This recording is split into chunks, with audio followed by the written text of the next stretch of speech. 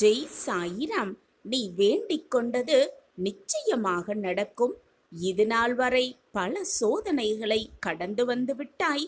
பல சோதனைகளை தாங்கி வந்து விட்டாய்.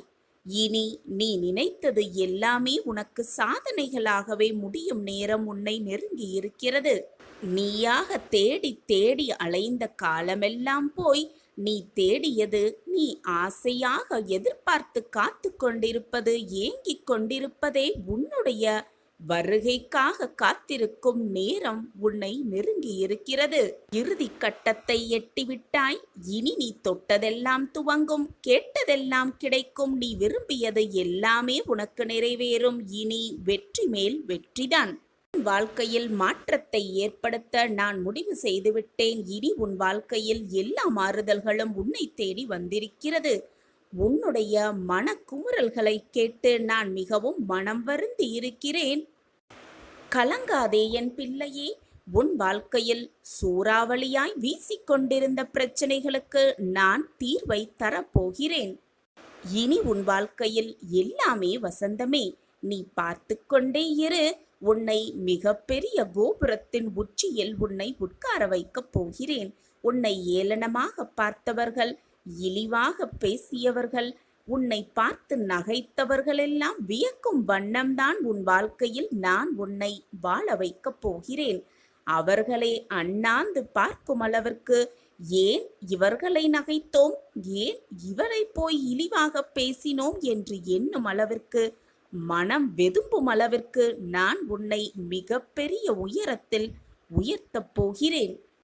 உன்னை அசைத்து பார்ப்பவர்கள் என்னை அசைத்து பார்ப்பவர்களுக்கு சமம் என்பதை புரிந்து கொள். தன்னம்பிக்கையோடு இரு என் குழந்தையே. உன் நினைவுகளெல்லாம் நிஜமே இல்லை என்று தெரிந்தாலும் கூட உன் மனம் அதை ஏற்றுக்கொள்ள மறுக்கிறது.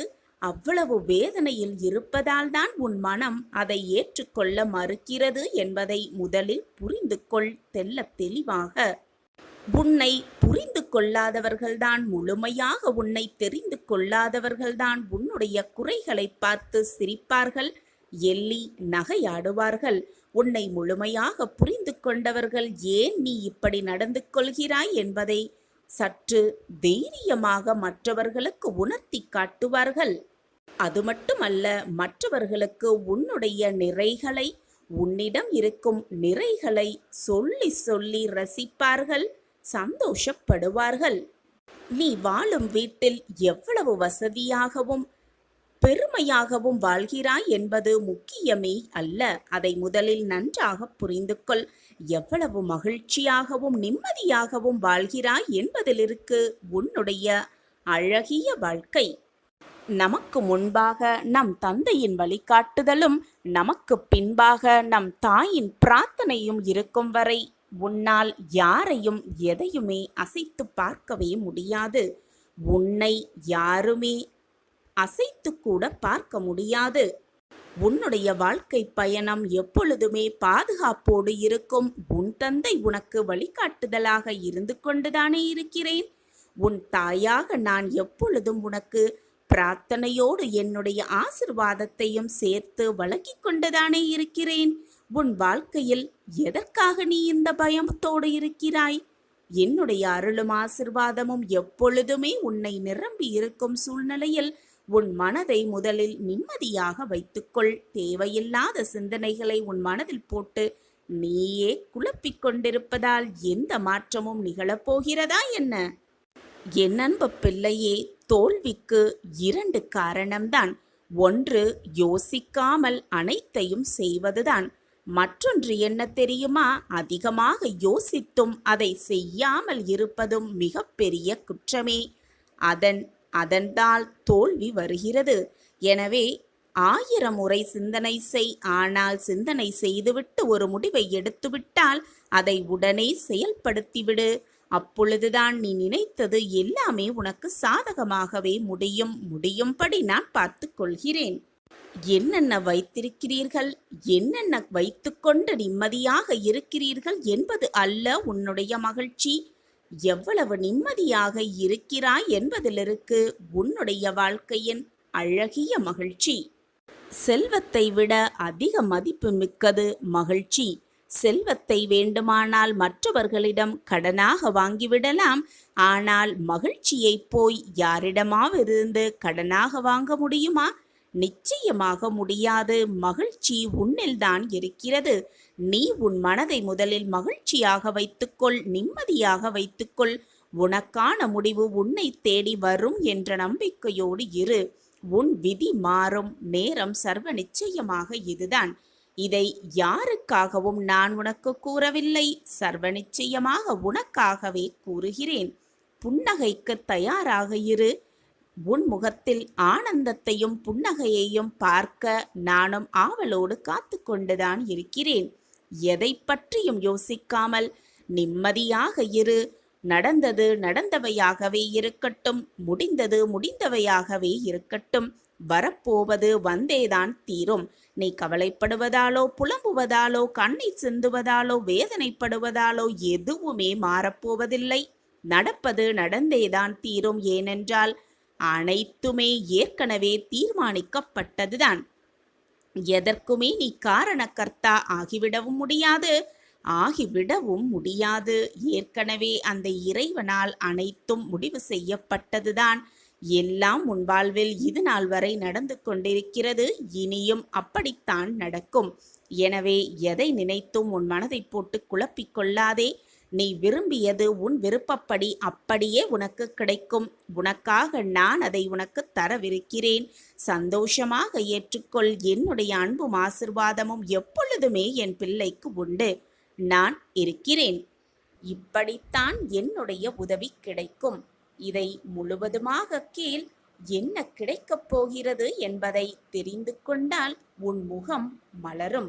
என் அன்பு பிள்ளையே, இந்த உலகமே உனக்கு எதிராக நின்றாலும் கூட, உன்னை விமர்சனம் செய்தாலும் கூட, நீ எடுத்துக்கொண்ட காரியத்தை மனம் தளராமல் முடித்து காட்ட வேண்டும் என்ற வைராக்கியம் உன்னில் இருக்க வேண்டும். அப்படிப்பட்ட வைராக்கியம் மிக்கவராக நீ மாறுவாயாக இருந்தால் இந்த உலகில் உன்னால் முடியாதது என்று எதுவுமே இருக்காது. உன் வாழ்வில் வெற்றியையும் மகிழ்ச்சியையும் தவிர வேறு எதுவுமே இருக்காது. இதுதான் வாழ்க்கையின் நியதி. நம்பிக்கைதான் வாழ்க்கை. வாழ்வில் நாம் சவால்கள், பிரச்சனைகள் என எத்தனையோ எதிர்கொள்ள வேண்டி இருக்கலாம். சில சமயம் நாம் நம் வாழ்வின் மோசமான நேரம் என்று நினைப்பது கூட மோசமாக விடாமல் நல்ல காலமாக மாறும் இருக்கலாம். எல்லாவற்றையும் இழந்து நிற்கும் நிலைமையிலும் கூட, எது நம்மை விட்டு விலகி சென்றாலும் கூட, வாழ்க்கையே போய்விட போகக்கூடும் அந்த சூழ்நிலையிலும் கூட, வானமே இடிந்து உன் தலையில் விழும் சூழ்நிலையில் நீ இருந்தாலும் கூட, நம்பிக்கையோடு இருந்தால் கட்டாயம் ஏதேனும் பாதை உன் கண்களுக்கு பிரகாசமாகவே தெரியும். இரவு நீண்டு கொண்டே இருக்கிறதே என்று கவலைப்படுவதை விட, இந்த இரவு நீண்டதால்தான் விடியல் தோன்றும் என்ற நம்பிக்கை உன் மனதில் இருக்க வேண்டும். இரவு நீண்டாலும் விடியல் தோன்றதானே செய்யும். நம்பிக்கைதான் வாழ்க்கை. இதை விளக்கும் விதமாக ஒரு சிறிய கதையை பார்க்கலாம். ஒரு ஊர்ல ஒரு நல்லவன் வாழ்ந்து வந்தான். எப்பொழுதுமே தன்னால் இயன்றவரை மற்றவர்களுக்கு உதவுவதுதான் அவனின் தனி தன்மையாகவே இருந்து வந்தது. ஒரு நாள் அவன் வெளியூருக்கு சென்றபோது அவன் ஒருவன் மட்டும் சென்ற சிறு படகு கவிழ்ந்துவிட்டது. கடல் நீரினால் அடித்து செல்லப்பட்ட அவன் யாருமே இல்லாத தீவு ஒன்றில் கரை ஒதுங்கினான். திகைத்து போனாலும் தன்னை காப்பாற்ற யாரேனும் வருவார்கள் என்ற நம்பிக்கையோடு காத்திருந்தான். அந்த பக்கமாக செல்லும் பெரிய கப்பல்களுக்கு சமிஞை செய்ய தன்னிடம் இருந்த கைக்குட்டையை கொடியாக கட்டி வைத்தான் அந்த நல்லவன். ஆனால் 2 மாதங்கள் சென்ற பின்பும் அவனை காப்பாற்ற ஒருவருமே வரவில்லை. அவனின் நம்பிக்கை குறைந்தாலும் அந்த தீவில் வாழ தன்னால் இயன்ற அளவில் முயன்று கொண்டே இருந்தான். அவன் முயற்சியை விட்டுவிடவே இல்லை. நம்பிக்கையோடும் இருந்து கொண்டுதான் இருந்தான். அங்கே இருக்கும் விலங்குகளிடமிருந்து தன்னை காப்பாற்றிக் கொள்ள சிறு குடிசை ஒன்றை கட்டிக்கொண்டான். அங்கே கிடைத்த சிறு சிறு உணவுப் பொருட்களை தேடி தேடி கண்டுபிடித்து எடுத்து உண்டு பசியை ஆற்றிக்கொண்டான். அதே நம்பிக்கையோடு. ஒரு நாள் அதே போல் அவன் உணவு தேடிவிட்டு திரும்பிய போது அவன் மிகவும் கஷ்டப்பட்டு கட்டியிருந்த அந்த குடிசை மொத்தமுமாக எரிந்து சாம்பலாகி இருப்பதை பார்த்து ரொம்பவே திகைத்து வருத்தப்பட்டு போனான் அந்த நல்லவன். குடிசை இருந்த இடத்தில் புகை மட்டுமே வந்து கொண்டிருந்தது. அவ்வளவுதான் அவனுக்கு கோபம் தலைக்கேறியது. விரக்தி மேலோங்கியது. நம்பிக்கையை முழுவதுமாக இழந்தான். கோபத்தோடு கத்த ஆரம்பித்தான். நல்லது செய்த அவனுக்கு எல்லாமே தீங்காக நடப்பதாக அழுது புலம்பினான். நான் இதுநாள் வரை மற்றவர்களுக்கு நல்லது மட்டுமே செய்து கொண்டிருக்கிறேன். மற்றவர்கள் நன்றாக வாழ வேண்டும் என்பதை மட்டுமே நான் சிந்தனையாக வைத்துக் கொண்டிருக்கிறேன். அப்படி இருக்கும் பொழுது என் வாழ்க்கையில் கெடுதல் மட்டுமே நடந்து கொண்டிருக்கிறதே என்று அழுது புலம்பினான். அப்போது ஒரு பெரிய கப்பல் ஒன்று அவ இருந்த தீவின் திசையில் வருவதைக் கண்டான். கைகளை வேகமாக அசைத்து அசைத்து அவன் கத்த அந்த கப்பல் மெல்ல அந்த தீவின் அருகே இருந்த கரையோரம் வந்து நின்றது. அவனால் நம்பவே முடியவில்லை. கப்பலிலிருந்து இறங்கி வந்த மாலுமியிடம் எப்படி இந்த தீவிற்கு வந்தார்கள் என்று ஆவலோடு கேட்டான் அந்த நல்லவன். எங்கள் கப்பல் தலைவன் எங்கிருந்தோ புகை வருவதை கவனித்து என்ன என்று தன்னுடைய தொலைநோக்கியில் பார்த்தபோது நீங்கள் நட்டிருந்த உதவி கேட்கும் கொடி அவர் கண்ணில் பட்டிருக்கிறது. யாரோ உதவி கேட்கிறார்கள் என்பதை புரிந்து கொண்டு இந்த பக்கம் கப்பலை திருப்பி வந்தோம் என்றான் அந்த மாலுமி. வாழ்வில் நாம் சவால்கள், பிரச்சனைகள் என எத்தனையோ எதிர்கொள்ள வேண்டி இருக்கலாம். சில சமயம் வாழ்வை இழக்கக்கூட நேரிடலாம். சில சமயம் வாழ்க்கையே தோல்வியுறும் சூழ்நிலையில் கூட தவித்து கொண்டிருக்கலாம். இனி வாழ்வதற்கு வாய்ப்பே இல்லை என்ற சூழ்நிலையில் கூட இருக்கலாம். சில சமயம் நாம் நம் வாழ்வின் மோசமான நேரத்தில் கூட இருக்கலாம். ஆனால் எல்லாவற்றையுமே இழந்து நிற்கும் நிலைமையிலும் நம்பிக்கையோடு இருந்தால் கட்டாயம் ஏதாவது ஒரு பாதை கண்களுக்கு புலப்படும் என்பதுதான் உண்மையிலும் உண்மை. இரவு நீண்டாலும் விடியல் தோன்றதானே வேண்டும். நம்பிக்கைதான் வாழ்க்கை. நம் வாழ்க்கையிலும் அதிசயம் நடக்கும், நல்லது நடக்கும், வாழ்வில் வெற்றி பெறுவோம் என்ற நம்பிக்கை போதும். இன்று இரவுக்குள் ஏதாவது ஒரு ரூபத்தில் வந்து உனக்கு வழிகாட்டுவேன் உன் சாயி தேவா. நம்ம சாய் அன்பர்கள் எல்லாரும் எப்படி இருக்கீங்க? எல்லாரும் நல்லா இருப்போம். ஓம் சாயிராம். உன் மனம் இப்பொழுது ஒரு நிலையில் இல்லை. நம்பலாமா நம்ப வேண்டாமா? கேட்கலாமா கேட்க வேண்டாமா? தப்பித்து கொள்வோமா அல்லது மாட்டிக்கொள்வோமா என்று பலவிதமான குழப்பத்தோடே இருக்கிறாய். உன்னை சுற்றி ஒரு மாய வலை பின்னப்பட்டிருக்கிறது. அதனால்தான் உன் மனம் இவ்வளவு குழப்பத்தோடும் போராட்டத்தோடும் இருக்கிறது என்பதை நான் அறிந்து கொண்டேன். உன் வாழ்க்கையில் அதிர்ஷ்டம் தரக்கூடிய நல்ல நிகழ்வை, நல்ல செய்தியை உன் காதில் நான் வந்து சேர்ப்பேன். அதுவரை பொறுமையாக இரு. நிலையாமை மட்டும்தான் இந்த உலகின் ஒரே நிலையான உண்மை. இந்த உண்மையை உணர்வதும் தெளிவதுமான அனுபவமே உனக்கு வாழ்க்கை பயணமாகிறது. அந்த பயணத்தில் ஏதோ ஒரு கட்டத்தில் நீ விரும்பியோ விரும்பாமலோ அந்த உண்மை உன்னை ஆட்கொள்கிறது. அதன் தாக்கத்தில் தீவிரத்தில் தான் அனைவருமே செயலிழந்து நிதானம் தவறி மயங்கி நிற்கிறோம். நிலை இல்லாதவைகளை நிலையானதுதான் என எண்ணி அதில் மனம் மயங்கி வாழ்க்கையை வீணடிக்காமல் நிலையான பேரருளை உணர்ந்து தெளிந்து அதன் வழி நிற்பதே சிறப்பு என்கிறது வாழ்க்கை. நான் உன் கண்முன் வந்து நின்றாலும் கூட உன் மனதில் இருக்கும் வேதனைகளாலும் உன் மன போராட்டங்களாலும் என்னால் சாயிநாதரை முழுமையாக தரிசிக்க முடியவில்லையே. நான் இப்பொழுது என்ன செய்ய போகிறேன் என்று கவலையோடும் வேதனையோடும் இருக்கிறாய். அப்படி நீ வேதனையாக இருக்கும் சமயத்தில் என்னை நீ ஒரு முறை பார்த்தாலே போதும், உன் கண்களிலிருந்து கண்ணீர் தாரை தாரையாக கொட்டுகிறது. அதற்கு காரணம் என்ன தெரியுமா? என்னை நீ ஆத்மார்த்தமாக மனதில் நினைத்து என்னை பார்ப்பதால் தான் உன் கண்ணில் கண்ணீர் பெருக்கெடுத்து ஓடுகிறது.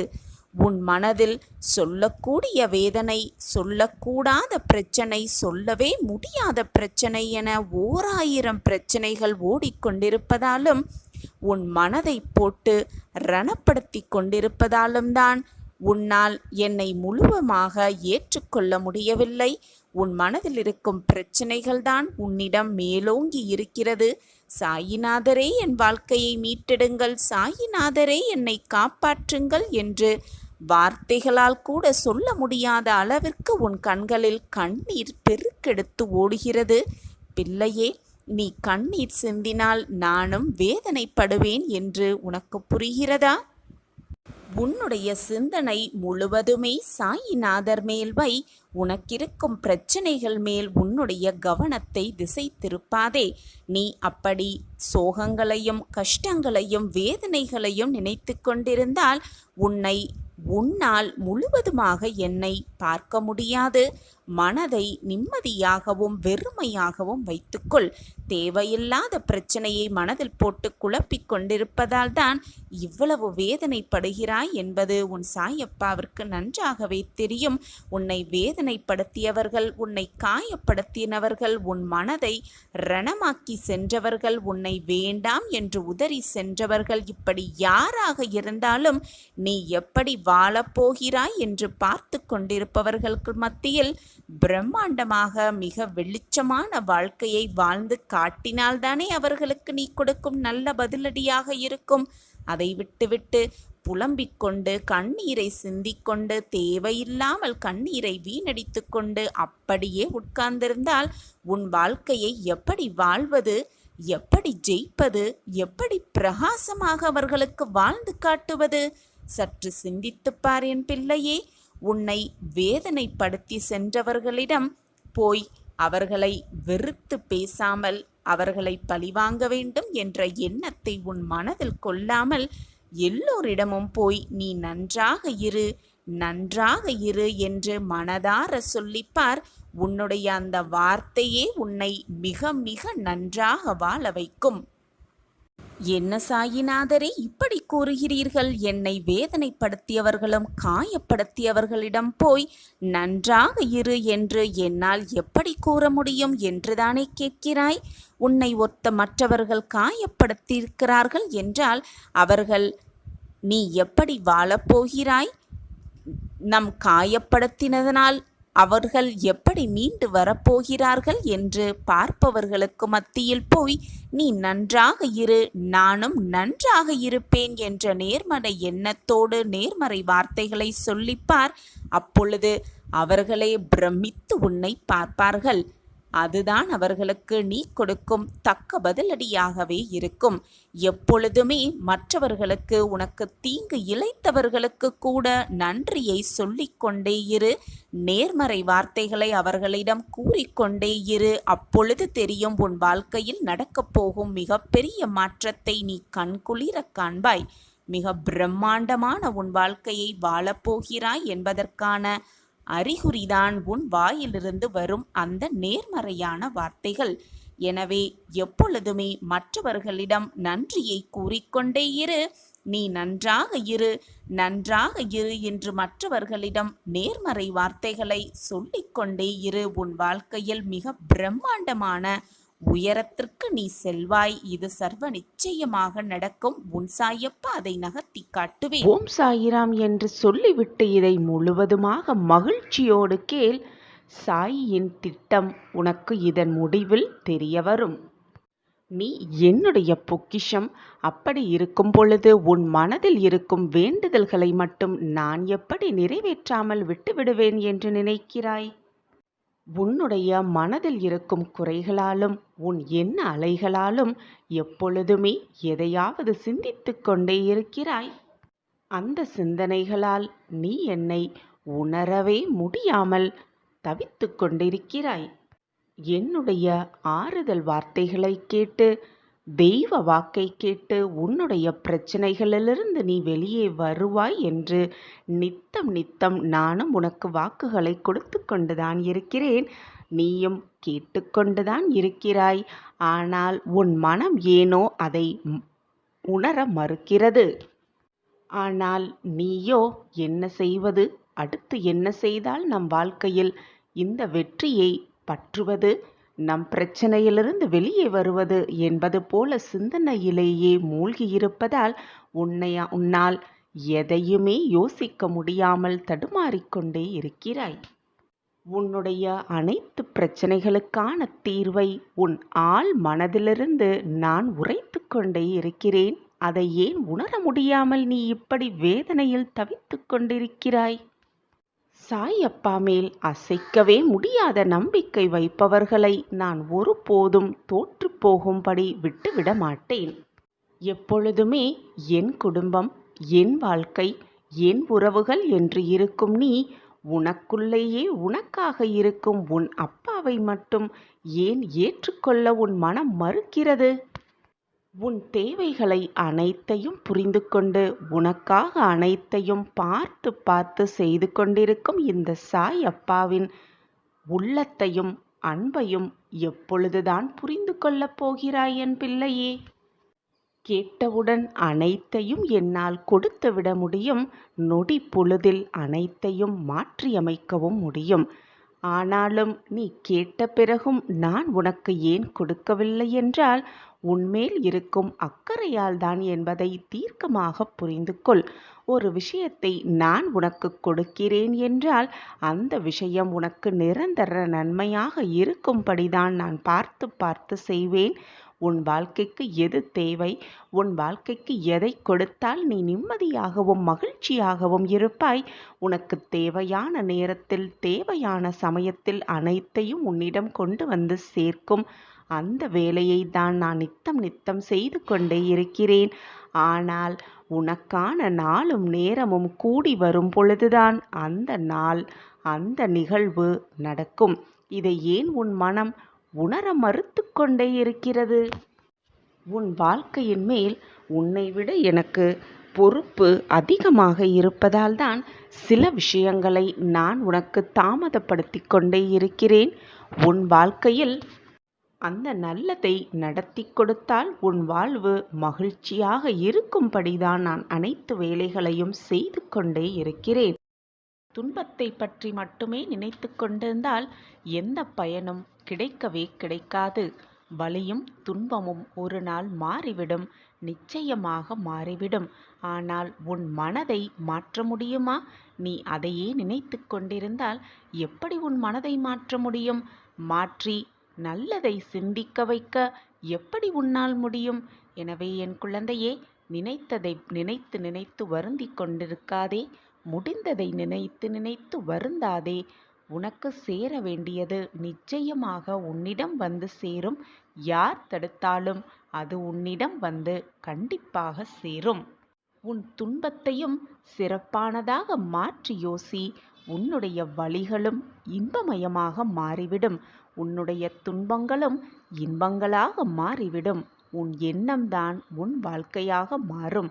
எண்ணத்தை எப்பொழுதும் நல்ல எண்ணங்களாக வைத்துக்கொள், தூய எண்ணங்களாக வைத்துக்கொள். உன் எண்ணப்படி எல்லாமே உனக்கு சாதகமாகவே முடியும். நான் இருக்கிறேன், எதற்குமே அஞ்சாதே, கவலைப்படாதே, வேதனைப்படாதே, கண்ணீர் சிந்தாதே. உன்னை உயர்ந்த நிலைக்கு நிச்சயமாக நான் அழைத்து செல்வேன். உன் தேவைகளை அனைத்தையும் நான் நிறைவேற்றுவேன். உனக்கான எல்லாமே கூடி வரும் நாள் மிக தொலைவில் இல்லை, நெருங்கிக் கொண்டே இருக்கிறது. விபரீத ராஜயோகத்தை அனுபவிக்கத்தான் போகிறாய். சந்தோஷம் உன்னை தொட பக்கத்தில் வந்துவிட்டது. விடியலுக்காக காத்து கொண்டே இரு. உனக்கான விடியல் உனக்காகவே விடியப் போகிறது. அந்த நல்ல நேரம், நல்ல காலம், நல்ல நாள் எல்லாம் கூடி வரும் பொழுது உனக்கு தேவையானதை உன்னிடமே நான் ஒப்படைத்து விடுவேன் என் கண்மணியே. அதுவரை நீ சற்று பொறுமையாகத்தான் இருக்க வேண்டும். உன்னை சுற்றி இருப்பவர்கள் யார் என்ன கூறினாலும் அவர்களுக்கு செவி கொடுக்காமல் உன்னுடைய வேலையை செய்து கொண்டே இரு. உனக்கான அந்த நல்ல நாள் வரும் வரை காத்து கொண்டுதான் இருக்க வேண்டும். உன் பொறுமைக்கு தக்க பதில் நிச்சயமாக கிடைக்கும். மிக பெரிய மன போராட்டத்திலிருந்து உன்னை நான் விடுவிக்கப் போகிறேன். இன்று நடந்துவிடுமா என்று ஏக்கத்தோடு காத்திருக்கும் என் பிள்ளைக்கு அதற்கு முன்பாகவே, நீ எண்ணுவதற்கு முன்பாகவே உனக்கு நல்லதை நான் நடத்தி வைப்பேன்.